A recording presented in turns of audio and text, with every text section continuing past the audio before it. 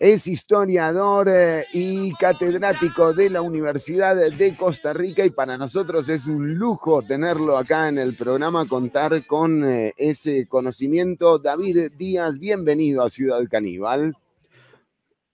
Buenos días, Fernando. Buenos días a la audiencia de Ciudad Caníbal. Siempre es un gusto estar con ustedes. Bueno, y David, hoy además en digamos, para recorrer un evento histórico que en lo particular a mí me parece muy determinante, un momento bisagra en la definición de la identidad nacional, como puede haber otros, por supuesto, pero los fusilamientos de Mora y Cañas marcan realmente la pauta de lo que fue el desarrollo, ¿no? Después de la guerra de Rivas, de esa identidad nacional que en realidad no termina de forjarse hasta casi 100 años después. Pero para eso te tenemos a vos, para que nos cuentes un poco de qué era lo que ocurría en aquel momento, con un presidente además muy popular que venía de la empresa privada, un exitoso empresario, Juan Rafael Mora Porras, carismático y con un músculo suficiente como para ser presidente 3 veces, pero a su vez terminar siendo fusilado en Punta Arenas. Sí, bueno, el caso de Juan Rafael Mora Porras y de la gente cercana a él, como el caso de el general Cañas y el hermano de Mora Porras también, que han jugado un papel muy importante los tres en el enfrentamiento contra William Walker y sus filibusteros en Nicaragua en 1856-1857. Es, como dijiste, un caso a veces inexplicable para la mayoría de las personas que se acercan a él de primera entrada. Es decir, los grandes héroes de la lucha contra los filibusteros, de la defensa de la soberanía, quienes habían alertado con respecto al peligro de la invasión filibustera y quienes habían sido además internacionalmente expuestos como grandes cabecillas de un movimiento, si se quiere, antiimperialista en América Central, pues fueron fusilados de buenas a primeras el 30 de septiembre de 1860 en Punta Arenas. Y eso internacionalmente fue una bomba. Fue expuesto por diferentes periódicos en América Latina, en Europa y en Estados Unidos como un magnicidio y como algo inexplicable, que era lo que había pasado para que de repente Juan Rafael Mora Porras pasara de ser un presidente popular, como decías hace un rato, a convertirse en un enemigo público que había que sancionar con la pena máxima. Entonces, lo que usualmente la gente se plantea es, en primera instancia, ¿por qué Mora Porras sufrió un golpe de Estado en 1859? Y cómo entender ese golpe nos ayudaría a tratar de dar alguna respuesta hacia el asesinato de Mora y Cañas en 1860. Y esto del asesinato es algo muy importante, Fernando. En Costa Rica, desde la independencia, la pena capital no se había utilizado realmente. No se utilizaba para castigar a aquellos que se hubiesen opuesto al poder.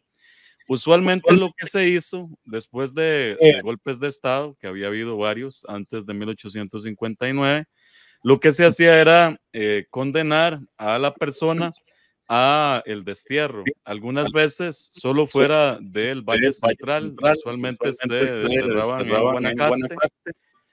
Y en el caso de Braulio Carrillo, que quien le impone el destierro es Francisco Morazán, quien toma el poder en abril de 1842, lo que hace es expulsarlo hacia El Salvador. Usualmente, entonces, la norma no era matar a las personas, sino deshacerse de ellas por un tiempo hasta que las aguas se calmaran y volvieran a su sitio. En el caso de Mora Porras, el golpe de Estado del 14 de agosto de 1859 fue también un golpe incruento, es decir, no hubo muertos cuando se desarrolló el golpe. El golpe básicamente fue levantado una noche y después estaba depuesto como presidente, que tomara sus chunches y se fuera del país, era expulsado del país, es decir, la pena iba más allá de solo desterrarlo del Valle Central y le permitieron pues salir en barco hacia algún lugar de Centroamérica en donde fuera recibido. El golpe en sí entonces no provocó grandes cataclismos, no hubo movimientos populares en ebullición que evitaran que Mora Porras tomara un barco hacia El Salvador. No se manifestó una cólera colectiva frente al golpe.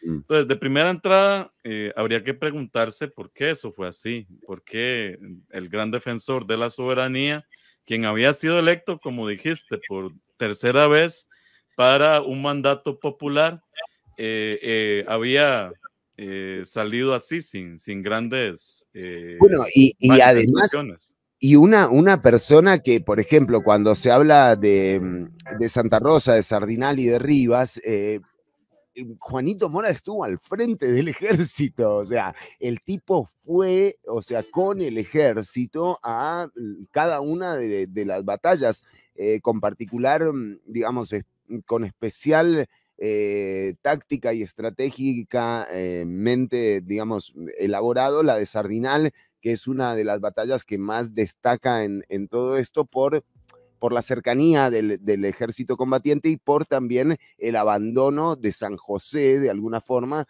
del líder, del presidente en ese momento, Juan Rafael Mora. O sea, había una demostración de valor y de compromiso con el pueblo muy, muy claramente reflejada en estas actitudes que tenía Mora, ¿no? Pero ¿qué fue lo que pasó entonces? Y quiénes sobre todo le dan el golpe de Estado, creo que también vale la pena marcarlo, ¿no? Esa es una gran pregunta porque justamente uno de los primeros periódicos que informa sobre la caída de Mora es el Heraldo, el Girald, un periódico que se publicaba en Panamá y que tenía, pues, era el que se reproducía. Usualmente recibía las noticias, junto con la Estrella de Panamá, recibía las noticias en Panamá y las distribuía a nivel internacional en inglés y luego se traducía a otros idiomas. Y lo que plantearon originalmente estas personas es que el golpe había sido realizado por influencia del gobierno británico. Esto que es primero, digamos, una noticia, una teoría de estas que ahora hay muchas en el mundo, ¿verdad? De las falsas noticias o teorías conspirativas. En ese momento, esa teoría conspirativa planteó la idea de que los británicos, que tenían un gran interés en la costa caribe de Centroamérica en ese momento, estaban en Honduras, ¿verdad? En aquel momento. Estaban en toda la costa caribe de Centroamérica desde el siglo XVIII. Y además los británicos habían coronado un rey misquito, es decir, un rey indígena de esta región de la Mosquitia, que es una región que se extiende desde Guatemala hasta Costa Rica, toda la zona caribe. Y habían coronado un rey misquito que además se había declarado vasallo de la reina Victoria de Inglaterra. El interés de los británicos en ese momento es tomar el control de cualquier intento de crear un canal interoceánico en Centroamérica. Y los mismos tenían la flota de barcos más poderosa del planeta, los británicos en ese momento. Y los mismos intereses los tenían los Estados Unidos. Estados Unidos pretendía crear también un canal interoceánico y manejarlo ellos. En ese enfrentamiento, Costa Rica se había posicionado más cerca de Gran Bretaña y Nicaragua más cerca de Estados Unidos. Entonces, estos periodistas estadounidenses en Panamá tiran la idea de que Los británicos dieron el golpe porque Juan Rafael Mora no había querido reconocer de manera formal al rey Misquito y tampoco había querido reconocer la influencia o el dominio que ese rey Misquito tenía sobre la costa caribe de Centroamérica. Entonces aseguraron que el partido inglés, que fue como se llamó a quienes le dieron el golpe de estado a Mora Porras, el partido inglés, Fake news. estaba siendo financiado por británicos. Bueno, realmente quien probó que esto era un fake news en el pasado fue el historiador Carlos Meléndez. Él estudiando documentación diplomática en ese momento de Estados Unidos y Gran Bretaña, pues muestra que realmente no había sido uno de los temas del golpe.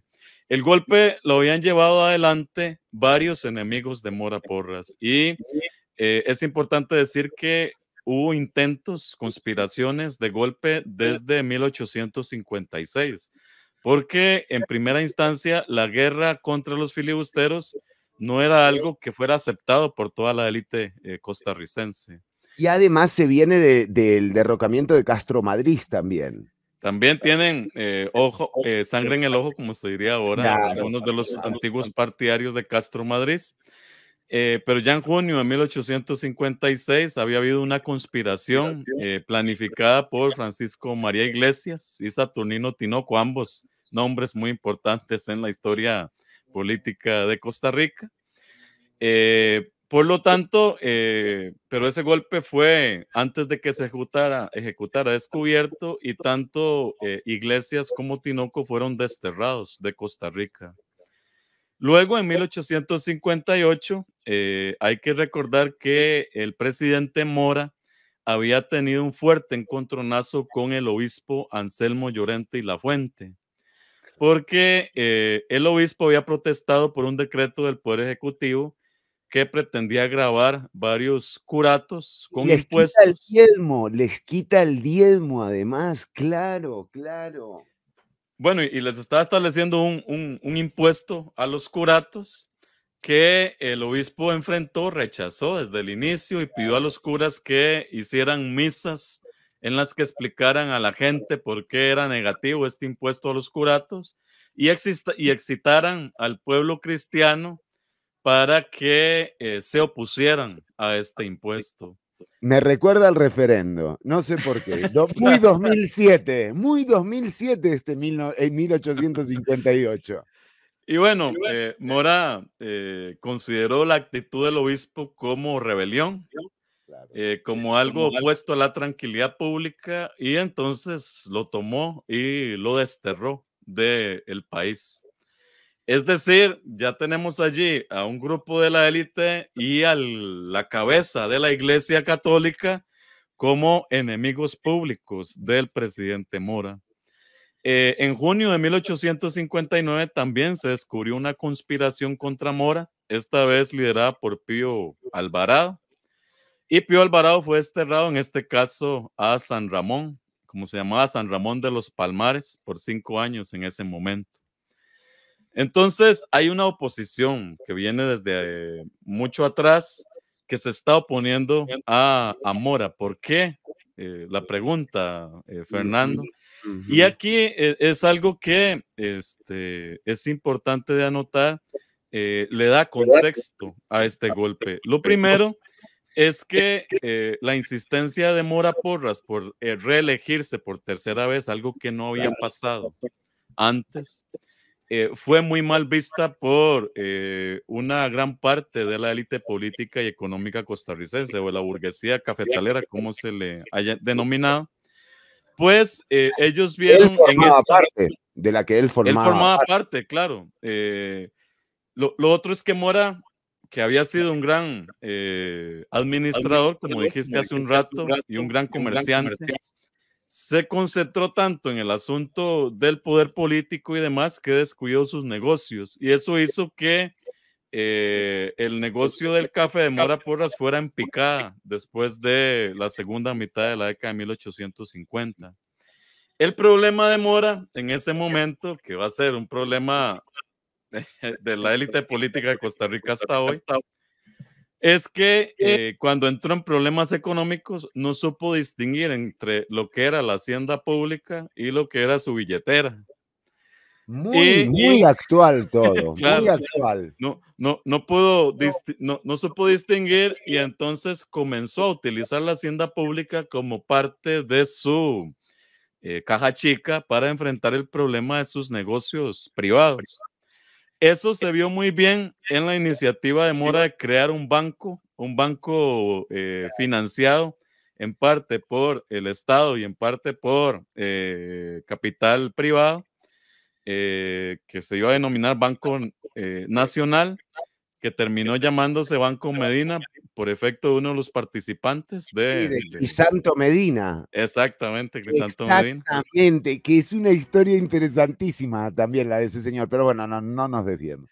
Bueno, en este caso, entonces, la creación del banco fue mal visto por la élite cafetalera. Algunos dicen que porque el banco venía a entorpecer el buen negocio de préstamos que tenía la élite cafetalera frente a pequeños comerciantes y pequeños campesinos. La élite era la que funcionaba como banco crediticio. Claro. Y la creación de un banco podía significar una afrenta a ese negocio de la élite.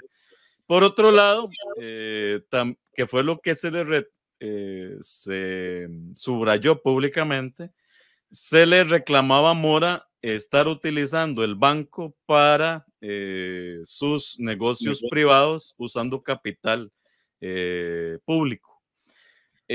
Esto del banco, bueno, fue un gran escándalo. Luego duró varios años eso en un juicio. Al final, el Estado costarricense perdió un montón de dinero frente a quienes habían organizado el banco después de que el juicio da su veredicto en la década de 1860. Lo otro es que Mora se comportó de manera muy personal en la elección de los puestos públicos, especialmente en su tercera administración. Básicamente todos sus familiares fueron los que fueron premiados con puestos públicos. Y lo otro, Fernando, que es muy importante, cuando Mora llegó al poder en 1849, se cambió la constitución política, desde luego, después del golpe de Estado, y la transformación de la constitución involucró cercenar derechos electorales a quienes participaban en las elecciones antes de 1849. De hecho, la constitución de 1844 había sido tan amplia que básicamente había dado el derecho al voto a todo mundo, excepto a las mujeres. Todos los hombres mayores de edad prácticamente tenían derecho al voto antes de la constitución del 49.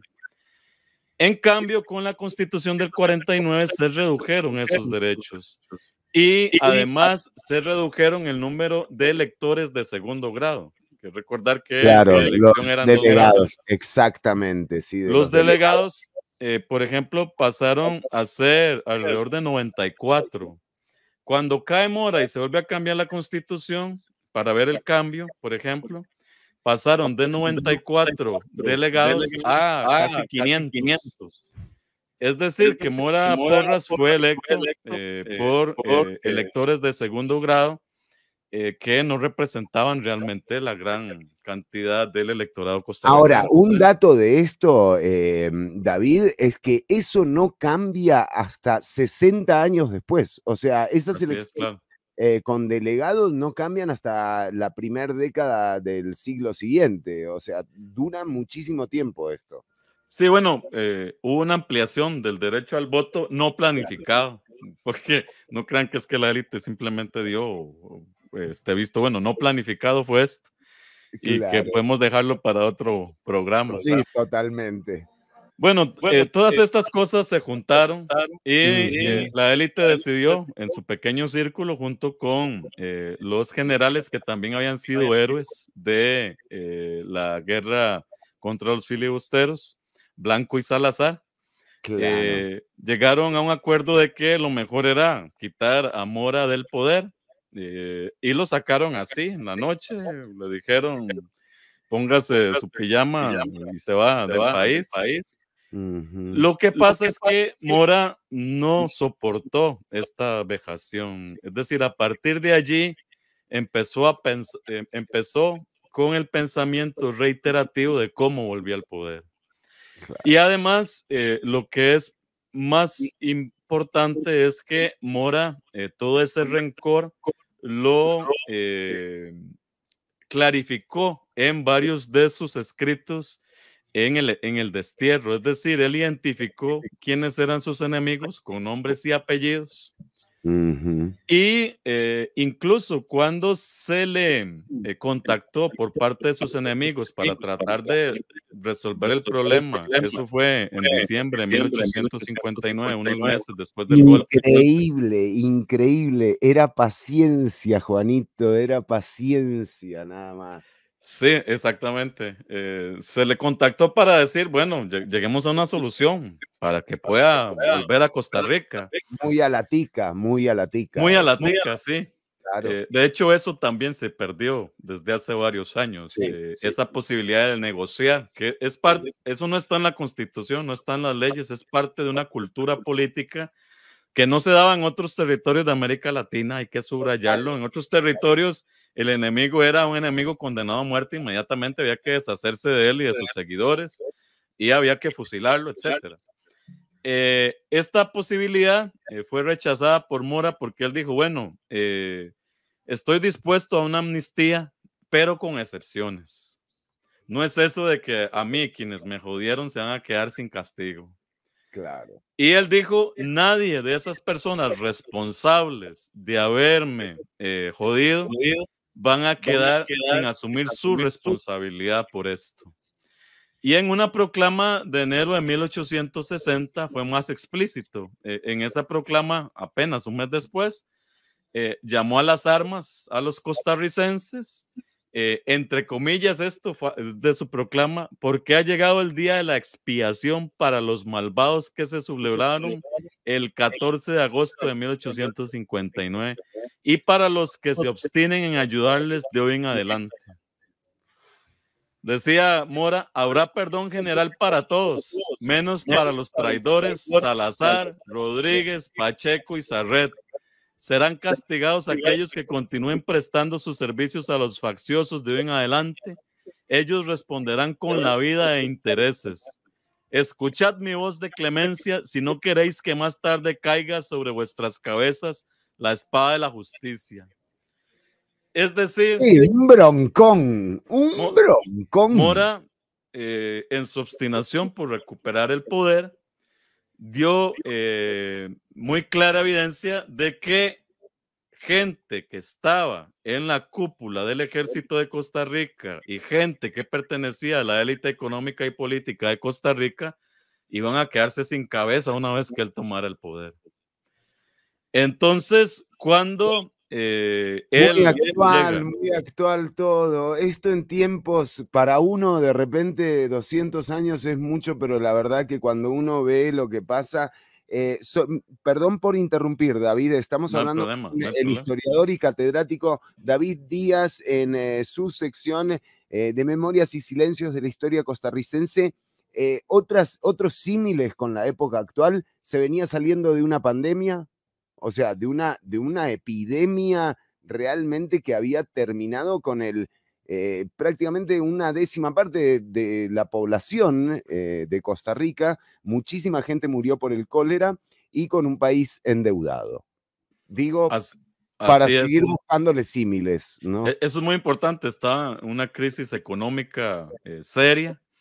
Efectivamente, la crisis demográfica había sido muy grande, como lo señalaste. De hecho, volver a la carga en diciembre de 1856 para enfrentar a los filibusteros fue todo una odisea, toda una odisea para el gobierno y para los costarricenses. Entonces, bueno, habíamos dejado a Mora Porras en la playa de Punta Arenas en septiembre de 1860. Mora Porras tenía la idea, pero también el plan, de que una vez que él pisara tierra en Punta Arenas, iba a haber un levantamiento general en Costa Rica contra quienes él consideraba los impostores en el poder. Él pensaba que su popularidad y su fuerza pública lo iban a llevar a que se levantaran los costarricenses, se sublevaran y provocaran entonces un golpe de Estado. Sí hubo, porque luego se emprendió una causa contra ellos, sí hubo un intento de amotinamiento y esa ¿Es gente lo de fue la luego angostura? ¿Es juzgada. lo de la angostura? No, lo de la angostura es después, David. Es parte y además también hay movimiento en San Ramón Ah, para levantar campesinos contra los Monte Alegre que estaban en el poder y claro. también vínculos con otros lugares del país. Los cabecillas de esto fueron luego juzgados y en sus declaraciones ellos señalan que efectivamente estaban con la causa de Mora, pero ya no más, que realmente ellos pensaban que había sido muy obstinado la idea de Mora de volver al poder y por tanto no se produjo ese amotinamiento que Mora creía apenas él tocaba del puerto, todo el mundo iba a volcarse contra los Montealegre. Lo otro, entonces, es que, digamos, el gobierno actúa muy rápidamente, tiene noticias de la llegada de Mora, muy rápidamente el gobierno manda a Vicente Villaseñor, un salvadoreño que estaba en el frente del el ejército de Costa Rica. No ahora, Vicente Villaseñor había llegado desde la década de 1840 con el ejército de Morazán. Claro. Y mandan a Villaseñor a tomar preso a Mora y a su hermano y al general Cañas. Y acá. Eso se hace con algunos tiros, pero se hace rápidamente. Y la pregunta de Villaseñor a San José entonces fue esa: ¿qué hacemos? ¿Qué hacemos con este maje? Sí, ¿Qué le hacemos? Ya se probó que desterrarlo no funcionó. Si lo claro. desterramos otra vez, él va a seguir en lo mismo.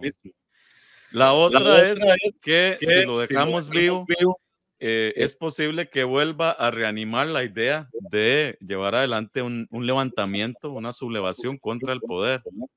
Entonces, ¿qué hacemos con él?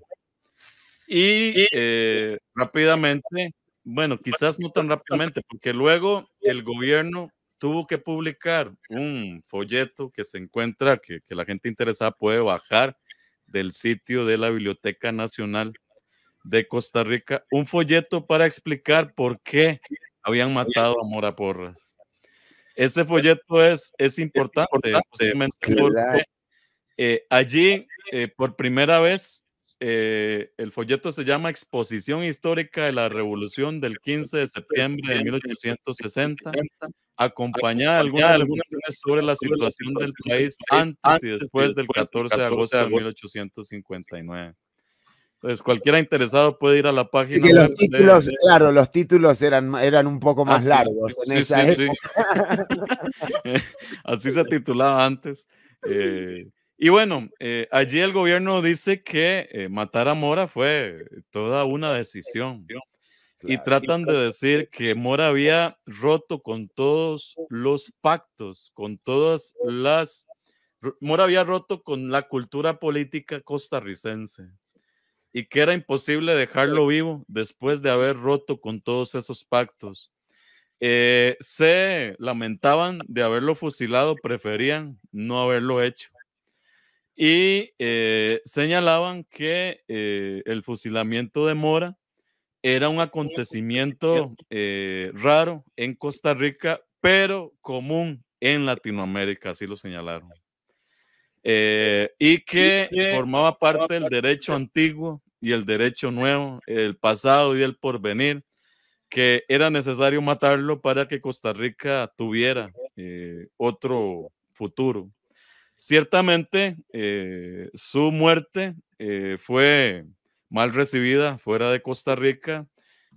Además, que Mora fue engañado también porque Mora aceptó ser fusilado creyendo que su hermano y el general Cañas iban a ser salvados, porque eso fue lo que le prometieron. O sea, si se fusila solo a usted, no a Joaquín, ni tampoco Esa al general traición, Cañas. además, firmada por Francisco Iglesias, ¿verdad? O sea, ese Así compromiso es. está firmado por Francisco Iglesias y claramente al día o a los 2 días fusilan a la gente que quedaba. Así es decir, el gobierno actuó de manera precipitada, alarmista, pero también de manera traicionera. Claro. Lo hecho por el gobierno de Monte Alegre fue en todo sentido un grave error. Claro. Y también ellos mismos que le reclamaban a Mora haber roto con la tradición política costarricense, también rompían la tradición política al asesinar a uno de los principales líderes políticos de Costa Y lo Rica. aceptan en el documento que acaba de leer usted. O Lo sea, aceptan allí, dicen algo así como, finalmente somos latinoamericanos. exactamente. Sí, sí. Algo que, como vos decís, Fernando, se utiliza mucho cuando se quiere legitimar un proceder impropio de la cultura política de Costa Rica. Aquí dicen lo mismo. Claro. Finalmente estamos en Centroamérica, finalmente somos centroamericanos, finalmente formamos parte de esta cola. Es decir, no somos diferentes. Pero cuando quieren atacar movimientos sociales, atacar sindicalistas, atacar defensores del ambiente, les dicen que en Costa Rica somos Ahí sí diferentes, que nos actuamos así, etcétera. latinoamericanizamos. Ahí nos latinoamericanizamos en Costa Rica. Y de hecho, don David Díaz, catedrático de la Universidad de Costa Rica, historiador, y realmente un lujo tenerlo acá, porque cuando uno ve estos eventos, la carta firmada por Francisco Iglesias, después se traslada casi 100 años después y ve la traición y la persecución que sufrieron los partidarios de Calderón en su momento y el Partido Comunista, uno ve cómo estos eventos sí forjaron una identidad nacional, ¿no? Tal vez no de los aspectos de los que nos sintamos más orgullosos, pero claramente están ahí y no reconocerlos es quitarnos también un pedazo de lo que nos define como colectivo, ¿no? Sí, yo subrayo eso que estás diciendo, que hay una cultura política que está vinculada con una cierta idea de cómo se procede en Costa Rica. Ujú. Y que muchos de esos elementos han sido rotos en los últimos 20 años. Y que eso ha llevado a que no haya posibilidades de que la válvula de escape se abra de a poquitos. O sea, está cerrada y el problema es que cuando está cerrada puede explotar en cualquier momento. Pero sí, en los últimos 20 años por lo menos se ha ido deteriorando esa cultura política hasta un punto en que es posible que los costarricenses que vivieron hace 100 años no se reconozcan con los que vivimos ahora, no se reconozcan en su actuar ni tampoco en su visión de lo público.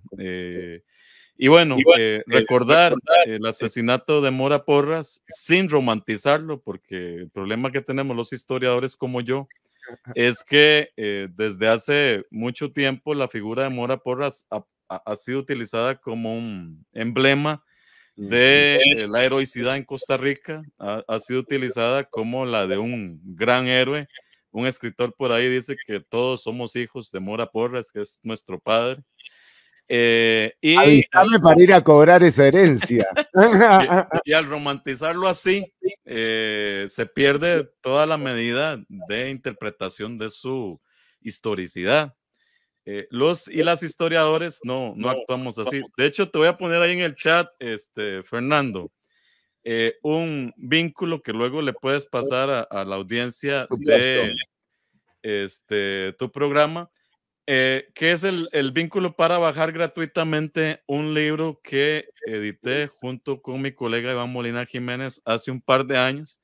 El libro se llama El héroe de la discordia, Juan Rafael Mora Porras y la cultura costarricense.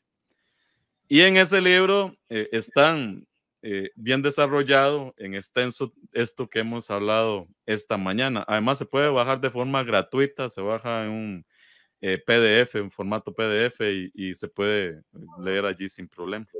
Por supuesto que lo vamos a compartir de inmediato en la transmisión radiovisual, la de los perfiles, lo vas a poder encontrar en Twitch, en YouTube y en Facebook, así que ya mismo apenas tengamos el enlace lo vamos a compartir con toda la audiencia. Realmente, David, para mí y para la audiencia estoy seguro que también es un gusto contar con vos y con este espacio dentro del programa. Ya lo quisiera uno muchísimo más seguido porque, de nuevo, de aquí venimos y entender esto como un proceso también no tan lejano, nos ayuda a interpretar un poco mejor los tiempos que estamos viviendo actualmente. David Díaz, historiador, catedrático de la Universidad de Costa Rica, con su sección